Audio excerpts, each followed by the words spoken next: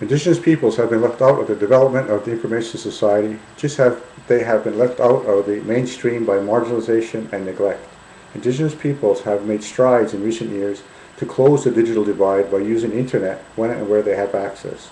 There are many positive examples of Indigenous use of modern technology to access the World Wide Web, to get information, but also to spread their messages, language, and culture to others. The indigenousportal.com is only one example. There are many others. But there's still a long way to go. There are many Indigenous peoples who cannot access the internet because of a lack of equipment, electricity, or cannot meet the expense of high-speed internet.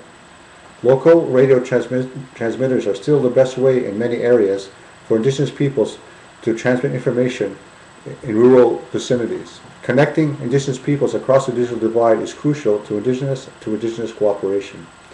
The endorsement by the United Nations of the Declaration on the Rights of Indigenous Peoples should be a guideline in implementing the WSIS Plan of Action. The Declaration outlines how international human rights standards should be applied to Indigenous peoples. The right to self-determination and free, prior, and informed consent on issues that affect Indigenous peoples are relevant to how the information society should interact with Indigenous peoples.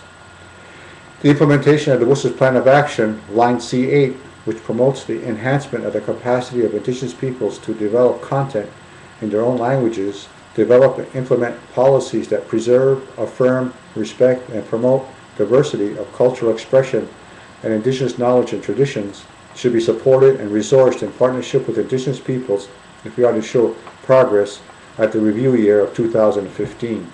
Mr. Clarkland of UNESCO proposed to host a meeting in Paris in 2013 which can broaden the support base and audience for WSIS implementation objectives, particularly with action lines that coincide with the mandates of UNESCO such as culture, science, and education.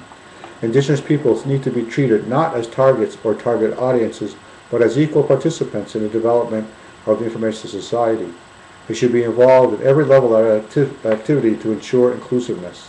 The WSIS Plan of Action should not end in 2015, but it should continue beyond that year with direct resource participation of Indigenous representatives in the WSIS process. In closing, the Indigenous ICT Task Force was created in 2005 to follow up on the WSIS Plan of Action. This task force is ready to continue to be involved in the ongoing development of information society at all levels. We look forward to working together.